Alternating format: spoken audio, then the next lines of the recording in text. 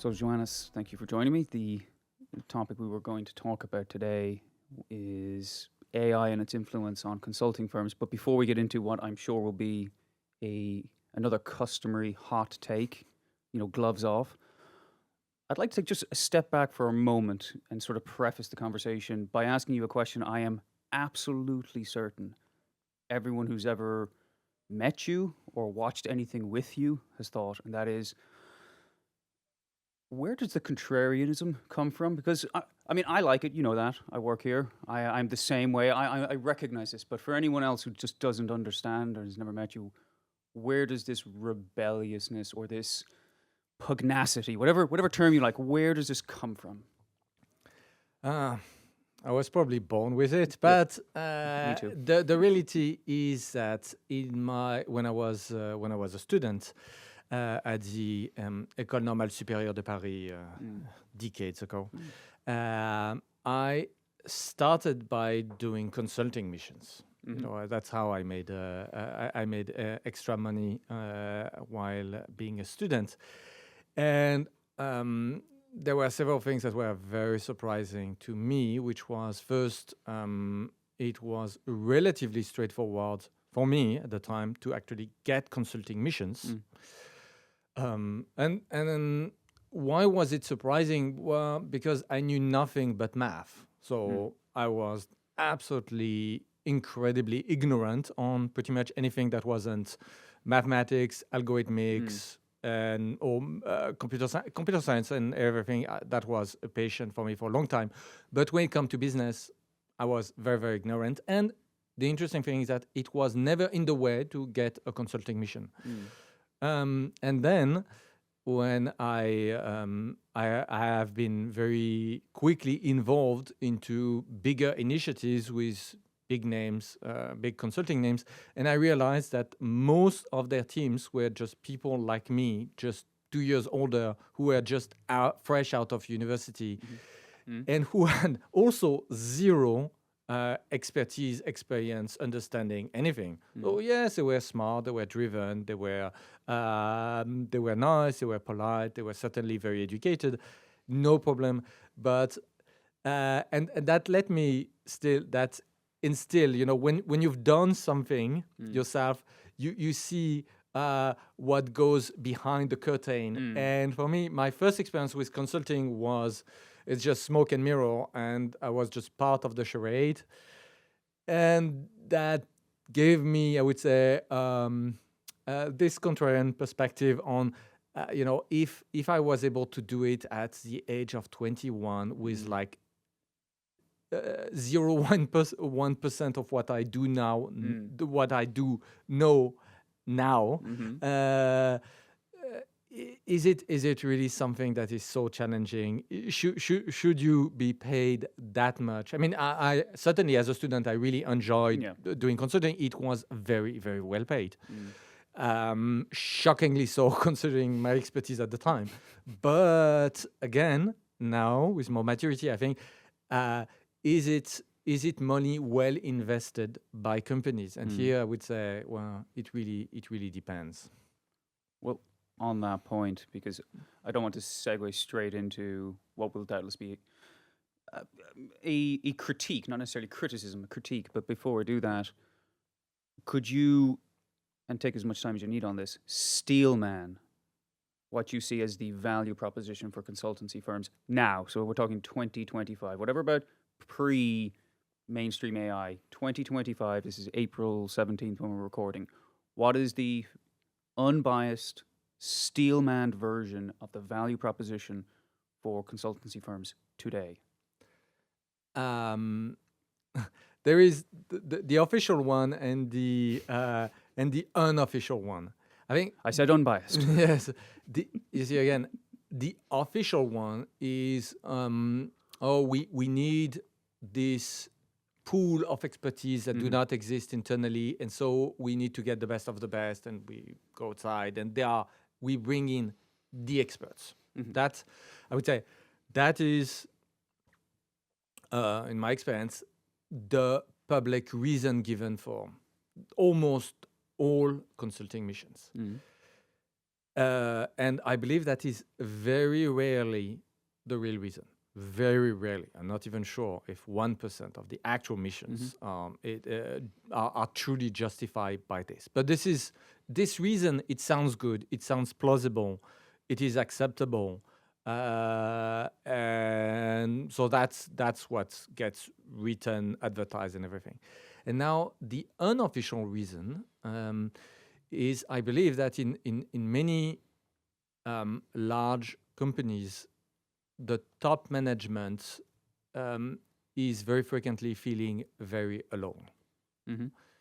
If you are a top executive in a large company, the game is very political. The people that are just above you may fire you for any reason. So you have a full precarity for the job. It is very tough. Mm-hmm. It is extremely competitive. If you want to land a high position in a large company, the amount of work, the effort, the sacrifices are enormous. Mm-hmm. The people that are under you, again, they are not your friends. They might be your reports, yes, but you might be in charge of firing them. I mean, again, and so I believe that there are many situations where who is really in your team. You are the VP of something in a large company, and you may feel very alone. Moreover, the problem can be compounded if the large company you're working for doesn't have such an appealing employer brand. So, because what does that mean? That means that if this large company, let's say a multi-billion company, who is doing something somewhat traditional, the company has been around for a century or something, it is large, and the employer brand is not terrible, but it's not very good. So you're not Google, and super talented people, young people, do not flock to you. So you end up with a situation where if the company needs to find someone to fill in the VP of something position, then yes, there will be plenty of people who are willing to do that. Now, if it's to be below, with a more, I would say, a job that is more like an executant, simply, not an executive, then it becomes much harder to fill in those positions, especially if you want to have top tier talents, people that are out of Harvard, MIT, or the European equivalent. If you want to have people that comes from ETH, Zurich, or something like that. So it's very difficult, and so you can reach out to consultants and you pay them directly. That one of the things that consultants, at least the good ones, are doing. They are very friendly. They are very supportive. Their employer's brand, if we talk about the McKinsey of this world, is quite good. So they have a lot of young, talented, driven people. Well, that's the first. Sorry, but that's the first time you said talented. That's the first time you've even acknowledged in that remark. I mean, the again, concept of expertise, skills, talent, know-how. I would say I say that talents. I would say expertise. But if you hire people right out of university, as it is the case for vast majority of consulting firms, let's be real. When you're 22, you don't have any expertise, professional expertise. I mean, I was passionate about software, so I had, I would say, some expertise in computer science, in algorithms, and to some extent software engineering, although I never had managed any team at the time. But so I had some, but that was very, very, very thin. That was literally paper thin. I suspect that most students, even very talented one, who do not have a very specific passion for something, where when they come out of the university, the expertise is almost zero. So again, they might have raw talent, raw intelligence, but let's be real, the amount of expertise, genuine expertise, is extremely thin. And so, but yes, for those companies, again, if you're looking for talents, yes, I would say elite consulting group have attractive employers brand, and so they can hire. I will not deny that they do succeed in attracting talented people, even if when they start, their expertise is super thin. All right. Well, then, to get maybe more towards the crux of the discussion, do you contend that the concept of the consulting firm position doesn't work very well, or is broken as a result of AI developments? So I think AI, in a way, you see, is putting a spotlight under this pretense of expertise. Mm-hmm. Because you see, if consultants were truly hired for expertise, then my position would be they are going to be obliterated by AI tools. But as I said, it's only the official reason. This is not the unofficial reason. So yes, the official reason is expertise. But as I said, my take is that it's extremely rarely the case. There are, again, a few exceptional, I've seen some exceptional situations where you bring in someone who has truly a unique skill. But by the way, those people who have the consultants with expertise, they are almost always on their own. So they don't work for McKinsey. I've met, for example, I had the chance more than a decade ago to meet a person who had developed over 30 years incredible expertise in manufacturing for the proper setup and calibration of very complicated machine tools. And so long story short, this person could, in a few hours in specific types of factories, halve the number of defects by having a lifelong experience in calibration of complicated machine tools that were imported from Italy and everything. Okay, so that's the sort of thing. So just to give you a picture, that's a guy that can come in your factory, charge $500,000 for 4 hours of work, and then reduce the amount of defect that you have from 1 out of 100,000 to 1 in a million. Okay, that's the sort of skill we're talking about. And this person had, in the distant past, been working for a big name. I don't remember if it was McKinsey or Bain or whatever. But as soon as people started to recognize his expertise, he was on his own. If you have this sort of completely unique expertise, you don't need to be under a brand. You're better to just be on your own. So that's I would say, but that they are super rare. So that's the case of expertise, and I believe this case is rare. And so if you then accept the idea that what consultants bring is mostly not expertise, then why should AI be of any danger to consultants? Because indeed, AI, what it will bring will be almost 100% expertise. True. AI is, at least as it stands, ChatGPT, it's not really going to be your comforting buddy. Yeah. So putting its hand on your back and patting you. Yeah. Yes, it's not really going to be your coach. It's not going to be. So again, if we go back, that's my take is that it just the fact that AI is a complete non-threat to most consultants.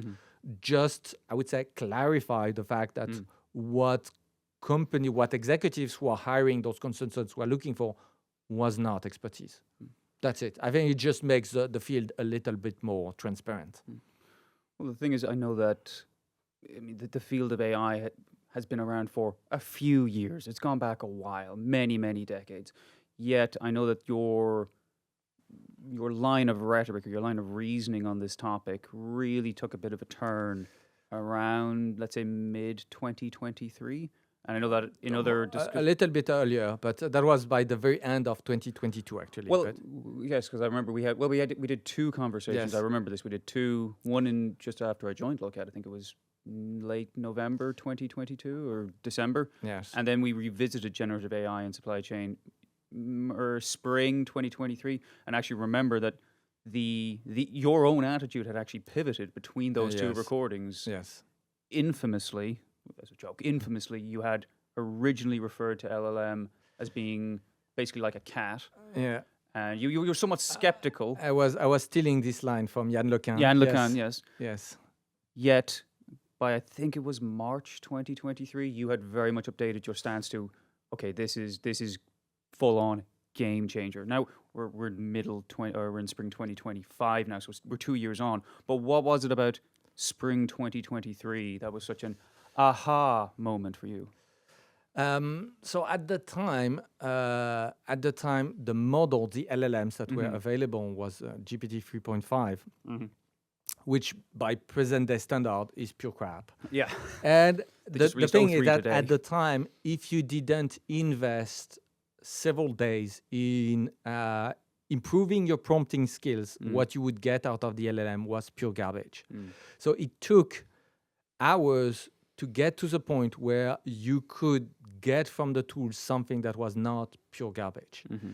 And then, and where I really pivoted was with the release of GPT-4, where I realized that suddenly, okay, I know you here we are getting stuff that is really valuable. And the interesting thing is that with GPT-4, I got the understanding of what were the sort of prompts that were working, and then by reverse engineering that and to GPT 3.5, I realized, if you use those prompts very carefully for stuff that works, then you can already get very interesting results with GPT 3.5. So the thing was, it took me a little bit of time to understand how those tools had to be used with their limitations at the time. Most of those limitations do not exist anymore. The field has progressed enormously during the last 2 years. And also I realized that it is a kind of a new form of, let's say, intelligence or sub-intelligence, you call it as you want. And that even if it is not yet a general intelligence, it is incredibly useful. So you see, if we put the debate on is it intelligent or not, I would say, okay, doesn't matter. Yeah, it's not even relevant to this conversation. There is entire classes of stuff that it does incredibly well. And it is just so massively useful. And yes, maybe it is just a stochastic parrot, doesn't matter. In fact, the fact that people say, it merely copy what an expert said online. Well, that's what you're paying for. That's what you want, fundamentally. Yeah, exactly. That's what you want. There are plenty of situations where if you just parrot the sort of what a reasonably competent expert said on the subject, that's already pretty good. That's already pretty good, and that's so incredibly useful and free, depending on your access point. Free. Yeah, I mean it's essentially free, even if you pay those. Even if you go and crazy and pay $20 a month. Yeah, exactly. Exactly. A few tenths of dollars a month. From a corporate perspective, this is pennies. Well, this is the thing, because again, you've said that that even if it were a very nice phrase, a stochastic parrot, what it repeats is very good or very impressive, and that has only gotten more true as time has passed. The thing is, what you're talking about there is an LLM. You're talking about a large language model. That's text-based analysis, and the obvious response would be any expert or any consultant listening and saying, yeah, but what we do is more than just text-based analysis. There's there's a quantitative element to the job that you, Joannes, right now have not addressed. So what would you say to that? I would say, first, LLMs are very good at symbolic math. So they are very good at... What do you mean by that? So very good at composing a formula where they take 10 factors and give you a formula that you could cut and paste in Excel, for example. They are excellent at doing that. Okay. I mean, their coding skills are pretty high. And let's be realistic.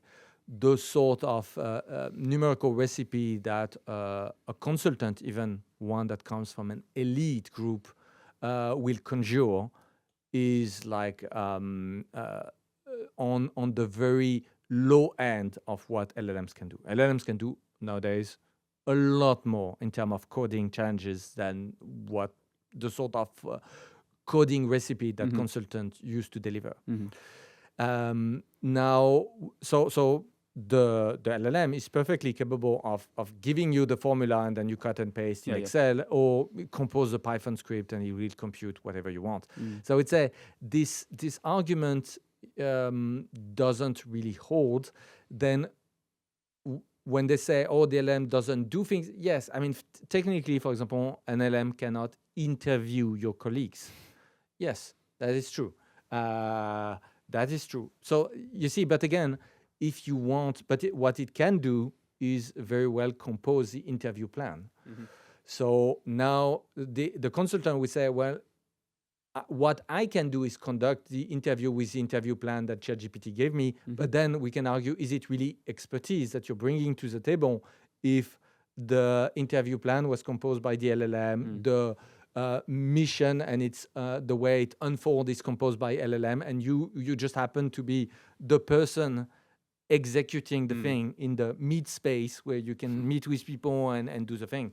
You see, but again, my take is that it would be a mistake to think that what consultants brings is expertise, and thus they have been made obsolete by LLMs. Again, that the mistake is that if you accept that what consultants bring is not expertise, then the fact that LLMs bring to the table tons of expertise is a little bit irrelevant. Well, I know you're a man of philosophy. Like, two things can be true simultaneously there. You can say that LLMs bring expertise, and it can also still be true that a consultant brings expertise, but it's no longer relevant, or it's now redundant or obsolete as a result of the level of expertise that one can get from an LLM. Because you made the claim, you basically said you're not getting expertise. Yeah, I mean, if you look at the sort of expertise that you would get, again, if you look at just the training sessions that you would get if you join those elite consulting groups, you will have typically you will start by a few weeks where people will train you in producing memos, PowerPoints, and the sort and all the sort of the form of the deliverables, but not what goes really into that. It turned out that if you just want to copy the form of deliverables, against LLMs are just incredibly capable. Well, this then leads to the next point, but it also, I want to tie together a comment you made earlier about elite groups. And I want to stitch these two together, because when you talk about elite groups in this space, when we're talking about AI, I know that you have written previously some acerbic, let's say acerbic, some frank, some forthright, some fulsome reviews of the work of Yann LeCun, the work of Harvard Business School, when it comes to applying generative AI, LLMs, in supply chain. So what exactly do you see as the point of contention between your understanding of how this now fits into the supply chain space and everyone else's understanding? Because again, you have a bit of a contrarian take here. I mean, first, the reason why I do mention those elite consulting group, I put it because I don't. It's just to address the counter argument that no, I mean, you were dealing with incompetent consultants, and so they don't matter. Okay. Let's say that the baseline is not. Let's say the baseline is not like Joannes Vermorel, 2022. When he was 22 years old, or 21, doing consulting missions of its own, and maybe being a crappy consultant. You see, I'm talking of elite consulting groups. You're taking the exemplar of the opposition. Yes, that are the best representation of consultant. First, we had a very specific point for this article on the Harvard Business Review, where fundamentally the claim that was being made implicitly in this article was LLMs can autonomously write very complex and very extensive pieces of software. And I don't think the authors even realize what they were saying. And when I say autonomously, because they were making the claim that this thing could be happening under the supervision of a person without technical expertise. And so for me, that was a problem where, okay, I fundamentally disagree. I am, even if now I think, a very proficient user of LLMs, including the latest one of OpenAI and their peers.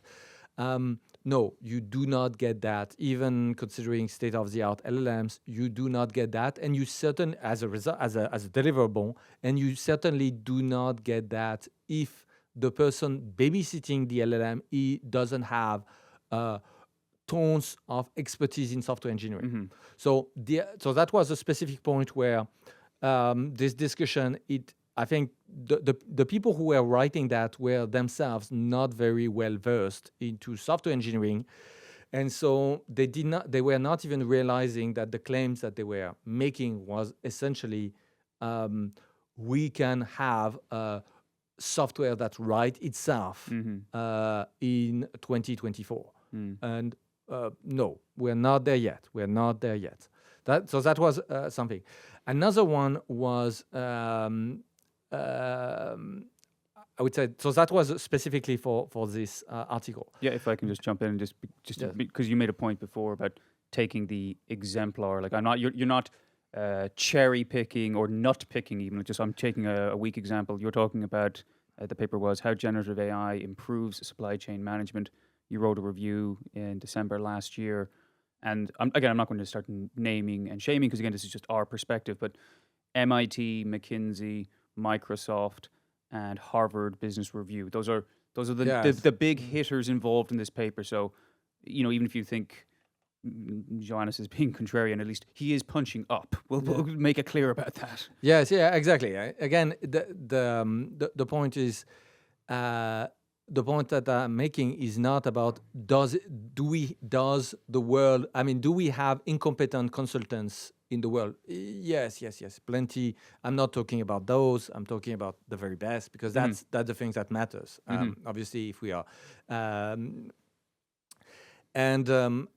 So my critique here is that first, autonomously writing software is without human, I would say, competent human supervision is still still science fiction, and the problem was really without competent human supervision. If you say that you have a human in the loop who is personally a very competent software engineer, yes, it's possible. It's called vibe coding. It has been possible for over a year now. But again, this is a completely different proposition if you put in the loop a very competent human. So that's here where I was very disagreeing with the statement, is that they were saying, thanks to LLM, now supply chain management can just, supervise LLMs that will create fantastically sophisticated software without having those people, the top supply chain management, making any effort at being proficient technically. And my take is that no, not even close. And more generally, I think the sort of use cases that are being put forward by consultants have a bias that they want the message to be very, I would say, soft and for supply chain executives. If we go to specifically, not consultants on every single field, but for supply chain executives, we can discuss other fields. But for example, what would be the first use case, the most useful use case I would advertise an LLM for a supply chain director? I would say now you have at your fingertip an incredible teacher that can teach you all the technical stuff that you don't know. Use it for that. You don't even need to get a book. You don't even need to go for online courses or whatever. Use the LLM to teach you the stuff that you don't know in terms of technicalities. Why is that? Because when you look in large companies, very frequently when you look at supply chain problems, 90% of the supply chain problems are software problems. And it turned out that many supply chain executives are not very competent, very well-versed into software technicalities. And well, the interesting thing is that LLMs provide an incredibly useful remedy to those gaps in their skills. Well, sorry, not only that, but that I like the analogy of the teacher. So again, if you were to use, let's say, deep research within ChatGPT, essentially an AI agent. You give it a task. I want to learn about, I don't know, the paradigms of enterprise software development. Like, I want to know how my ERP runs. Okay, cool. Go away, spend 30 minutes researching that by yourself, computer. I have to sit in a meeting. I can parallelize tasks. So again, from the productivity perspective, that's what I'd sell it as. But you see, where I say it is a tough sell, because here, the sort of things that get pushed about generative AI by consultants are things where they say, the executives, your life is going to be easier. This thing are just going to make to improve things for you. And where I would have a contrarian message, but again, I'm not a consultant anymore, and I'm not trying to be the best buddy of those executives. The reality is that due to the availability of those tools, the bar has gone higher, and now you have even fewer excuses to not acquire this technical baggage that you should be having.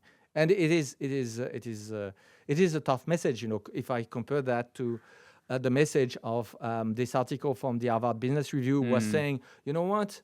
You can give high-level instruction, you know nothing about software, and the LLM will auto-compose this supply chain optimization logic end-to-end, holistic, everything included for you. My take is that, no, it's not going to happen.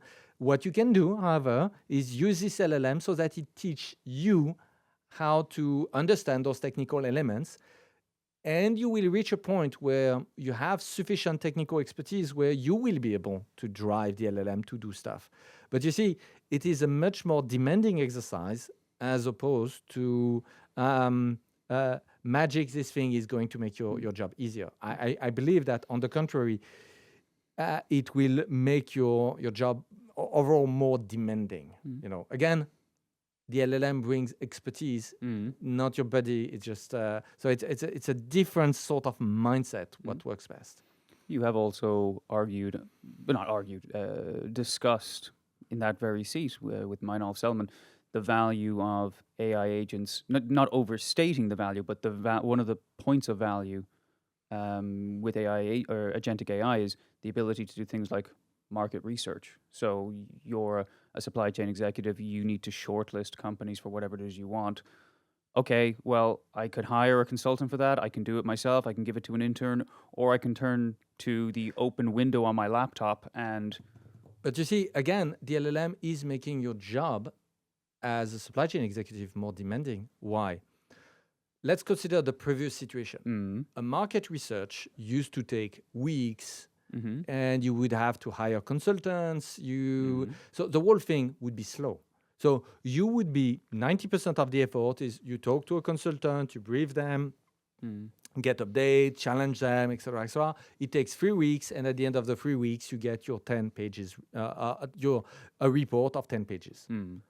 Now you get it in 30 minutes. You get it in 30 minutes, and then you can repeat. And so that means that you have more responsibility. I think you see responsibility. In one day, you can end up getting 200 pages of super high quality, super dense information that you have to ingest. So you see, that's why I said the job is getting harder, is that with LLMs, suddenly you realize that your bottleneck is how fast can you, as an executive, process all this information, make sense of it. If there are stuff that you don't understand, you will, again, go back to the LLM, explain me again this and that and that and that. And you don't get the luxury of having a slow process where you can, have those consultants that will do things, and you can have a nice lunch with them, and the whole thing will take a few weeks.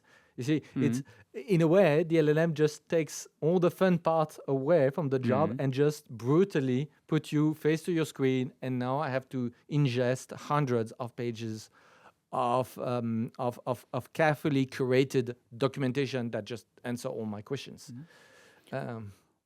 Well, again, to get a little bit concrete here, if you have a company, they have a supply chain issue. I'm going to pick one now.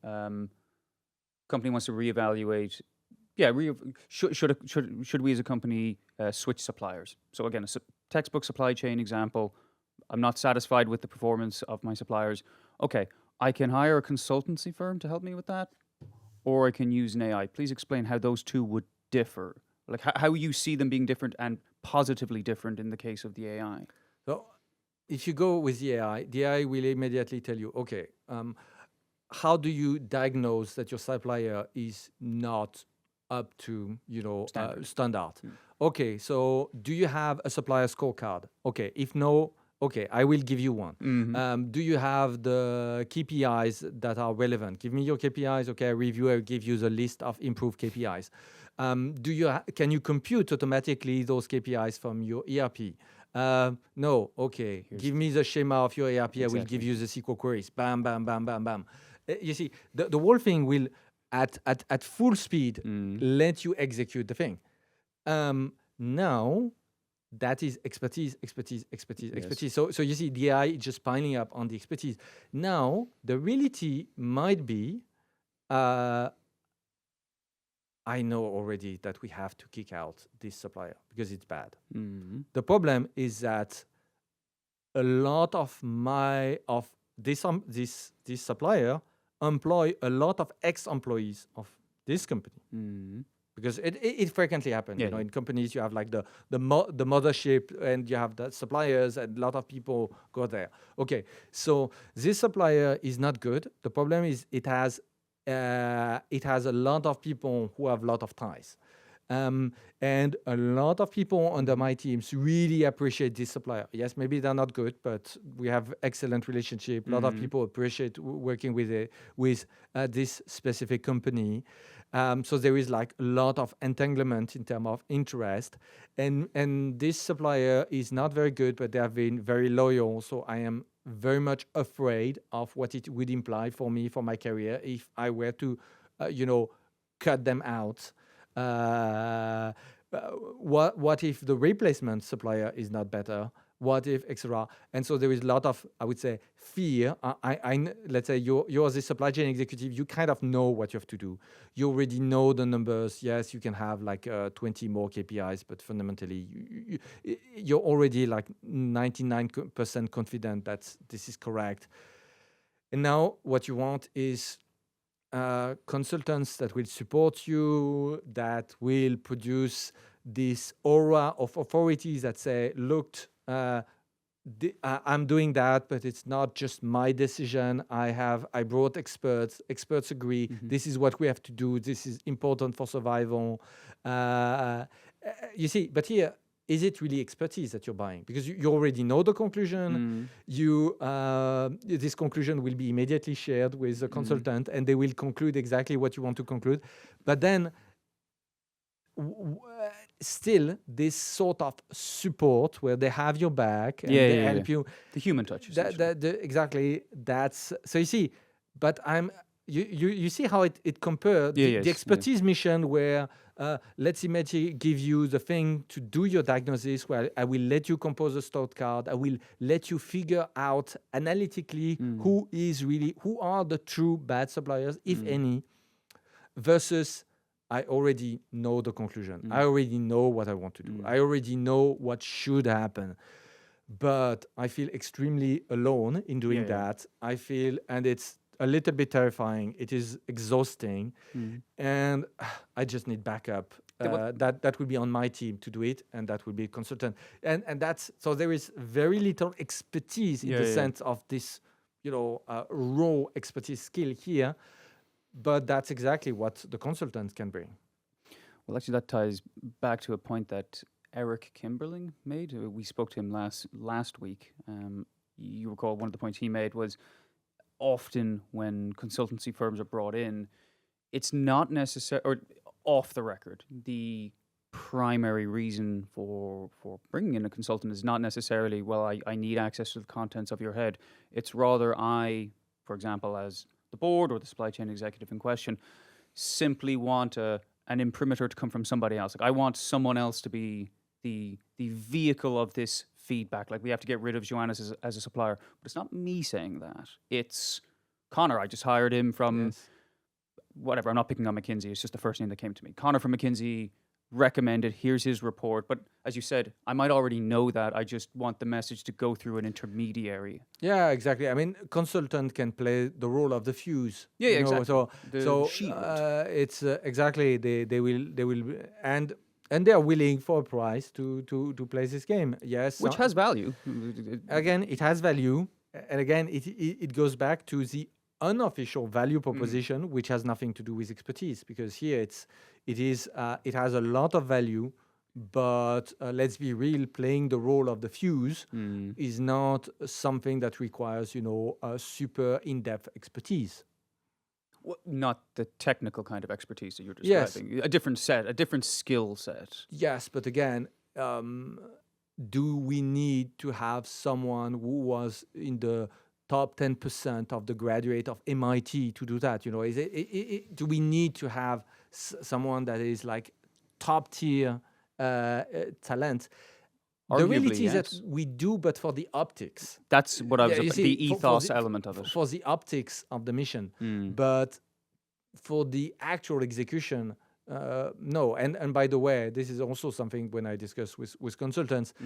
They were, for example, if they were learning sciences at university, they would be at university. They were doing calculation with, let's say, Maxwell equations in electromagnetism and doing fancy, complicated stuff. And then when I asked them what is the most complicated thing that you've done as a consultant, they would say, "Oh, I just computed last week a few percentages." You see, and then the rest was just PowerPoint. So you see, that's why I say if it was genuine expertise, they would be doing things that would be even more demanding than what they had at university.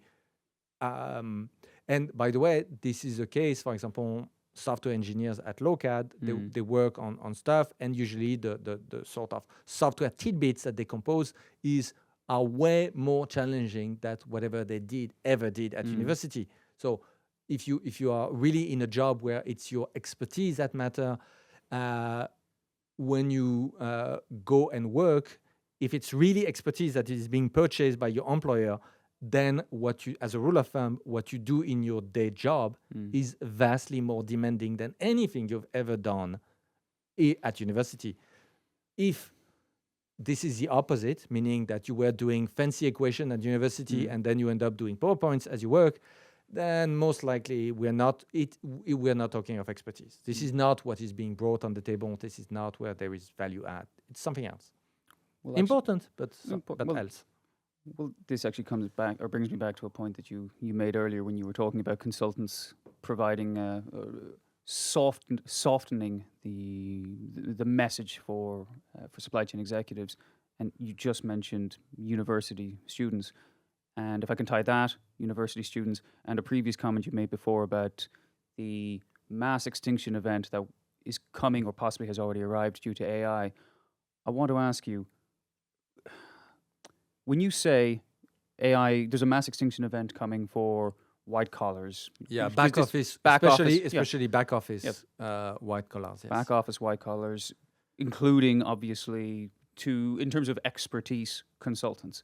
And then you talk about, top 10%. Again, consultants are not back office white collars. But the expertise that you're saying that they can provide is already gone. Yes, but as I said, the expertise it was only the pretense. It was never the real thing. So the pretense is kind of busted, but the charade can continue. Again, it was the thing is that it looks silly to advertise. I need to bring this elite consulting group because really I feel lonely. I need more support. Yes, it's going to cost $500K to the company, but I need it. Okay, that sounds silly like that. So I say I bring in the experts. Okay, fine. But your peers, other executives, other VPs and whatnot, they know the game that is being played. So they are not fooled. They know that consultants are being brought in not for their expertise. They are very much aware because that's what they did when they also used the very same consultants. So again, the fact that I think the optics can remain, The optics can remain. We are bringing the experts. Yeah, fine. The optics will say unchanged. The AI is just making it more obvious that it's just a pure matter of optics, but that's it. Fundamentally, because the value add is completely different, it will continue. But when you say things like, there's again, I teach rhetoric, so yeah, but you see, I do have a question. Sorry. Yes. I teach rhetoric, so when you say things like there's going to be a mass extinction event and it's going to touch a lot of jobs, yes, and then you also say, well, yeah, but people kind of already know that. Then the question becomes, well, then what do you want to achieve by drawing attention to this? So first, let's clarify a few things. First, consultants are clearly not a back office jobs. I'm aware of that. Because you are always in a position of selling. So a good consultant will do the mission, and while they are doing the mission, they sell the next mission. So that's, for me, that's the archetype of the front office white collar, which has a sales job, and as they do their work, they do their sales job. So that's the sort of things where I believe that, again, AI will have really a hard time automating that, because it's automating enterprise sales is very much, again, a human thing to sell the mission. So that's not really in danger of being automated. Now, when I say this mass extension, I'm talking of all the clerks. And large companies have thousands and thousands of people who are doing clerical tasks. So there is information coming in, possibly through a mailbox, and they have to do a series of steps, and then they will forward a slightly modified version of this information to somebody else, and then do something. And when you have those white-collar workers who are, in fact, blue collars, because what they are doing is that they are pretty much like automatons, it's just that it's information that they proceed. The job is extremely repetitive. That's where I would say extinction is coming. You see, and the reason why I'm pointing out this the light on that is that because I believe that markets are not really good educators; they're filters. So it is. So what will most likely happen is that a majority of companies will do exactly nothing about that. They will not improve their process. They will not try to automate 90% of the jobs. And that's fine. That's what happened in the previous industrial revolutions. What will happen is that some other of their competitors will do, and those companies who do not will just disappear. A small minority of companies will actually do the upgrade and survive these waves. But again, it will be a minority. So what I'm shedding light is that, because I think that it is a pivotal moment where some companies can actually do this transition and be part of the next wave of company, but all the companies who do not will end up with a bloated cost structure that is not competitive anymore compared to their peers who have done this transition, and their peers also include newer, younger companies who will just appear in this process, in this transition. Well, then, kind of winding down a bit now. Let's say, again, a lot of what we talked about today is the result of strides that have been made technologically in the last 20 to 24 months. But if you were to stretch that out to 5 years, how do you see the future of supply chain consultancy, bearing in mind everything you've just said? Because it sounded as if it kind of has no value directly, or at least not in terms of its value proposition, but people already know that, so it'll be the same 5 years from now, or no? I suspect that the business of elite consulting groups will not be radically altered by AI. Again, and I think the key reason is that, again, expertise is mostly irrelevant. So the fact that there is a technology that brings a massive amount of expertise, or that commoditize expertise, I think it's a better way. The LLMs commoditize expertise. So are you getting commoditized? No, because it's not what was being provided. So the surprising thing, I would say, is that not surprising thing, but I believe that for elite consulting group, AI will be largely inconsequential. Yes, like everybody, they will adopt those tools so that PowerPoints will be generated faster, memos will be written faster, email will be written faster, like everybody else. But just like 20 years ago, they adopted email like everybody else. I mean, 25 years or even 30 years ago, they adopted emails.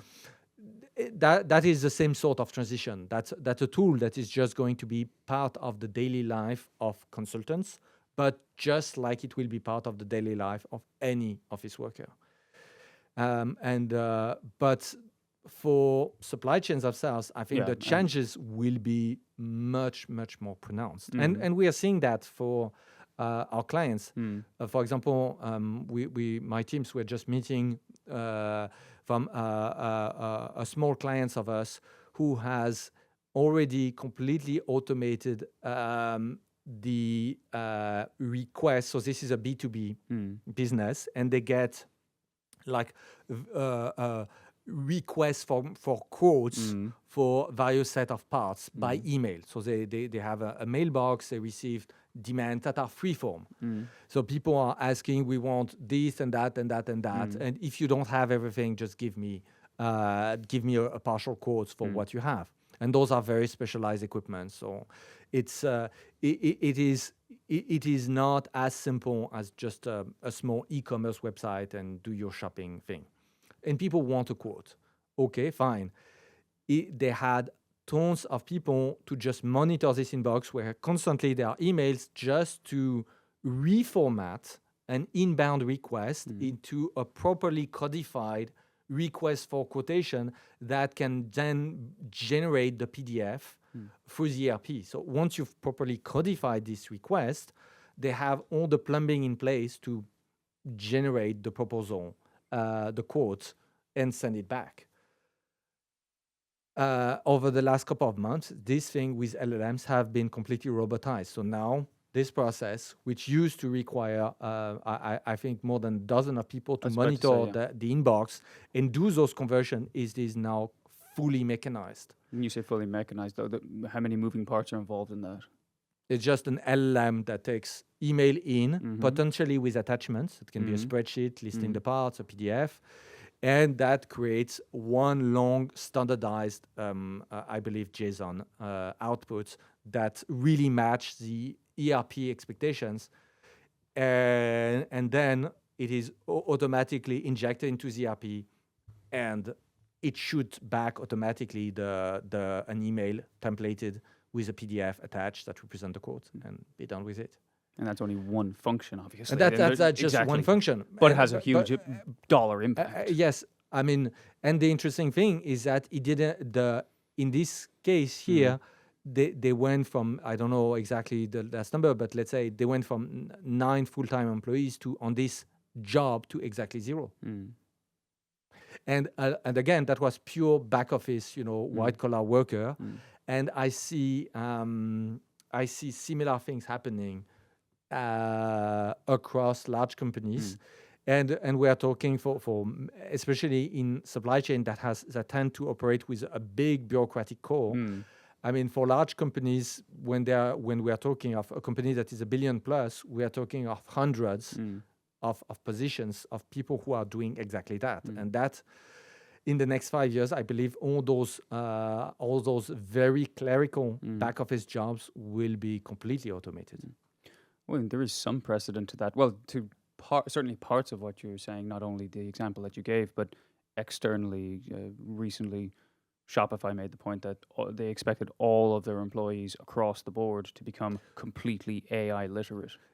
Yes, and the generation of my parents, again, this had happened again on different contexts. For example, generation of my parents, if we go back, we are the late 70s, a company like Procter & Gamble, as soon as you were a manager, you would have a secretary. And the secretary would type your letters. And at the time, again... Type your letters. Type your letters, Two orders of extinction there. Because you could just speak to the secretary, say, oh, we need to send a letter to Mr. X to do this, that, and that, and that, and that. Okay, you've taken notes. Please, type this letter and send it. Let me have a look, and then we will send it to the mail. And just typing the letter would take a lot of time. So a manager would have, as soon as you were like not a nobody, you would have a full-time secretary. And if you were a big shot, you would have several. Those things, obviously, with just microcomputers, those things disappeared. Now you have to be, to have a personal secretary, you have to be super, super high in companies. I mean, usually below VP level, you don't have a secretary, even in large companies. So imagine that for all those managers, there was one extra job that disappeared during in the late 80s. So that has already been, a massive extinction event for certain classes of job, and it is just one extinction that I think is just bigger than usual, because it's going to go for all the clerical tasks at once instead of cherry picking a few positions. So then, if I were to summarize that, up until very recently, the advice. The popular refrain was learn to code. Are you saying now the refrain should be learn to plumb or learn to fix engines, like learn a manual skill? I mean, it depends. I mean, first, LLMs are incredible teachers, so you can actually, it has never been easier to learning how to code so that you can, coach that. But yes, in terms of jobs, I meant. Yeah, but indeed, if your job is, I mean, I would suggest, but it's not going to be very much among the audience of this channel. But if your job is to do something incredibly repetitive, I mean, yes, as a back office white collar. Again, if you're front office and you're shaking hands with clients, it can be very repetitive. But again, an LLM is not going to shake hands with clients. So let's say if you're doing in real estate and you're touring apartments, LLM is not going to, take away your job touring apartments in your place. So that you still need an agent, physical, to do that. Now, again, if you're if we're talking of a back office position where your job consists more or less of sitting, 6 hours a day or maybe 8 behind a computer, stuff comes in, you do a series of operation, information comes out, and you just pass along. Those things, yes, I would suggest to get a plan B, because those things are just going to get automated. But again, some companies will not automate those jobs, and your job may survive for 20 years. But the danger is that, because many companies will never automate, but the danger is that what will happen is that at some point, your company, if it doesn't do that, it will just disappear. And that can be very, very tough, because then if you prepare, at least you can have some control on the time when you jump ship, as opposed to have a situation where the big company you work all your life just collapse, and then you, all your colleagues, and most people in your network are in the same crappy situation at the same time. Right, well, Joannes, I don't have any further questions. I do think I'd like to put a pin in the conversation, because I would like to come back to this exact topic another 2 years down the road and see how these prognostications have actually played out. But on that note, I will say thank you very much for your time. It's a pleasure as always.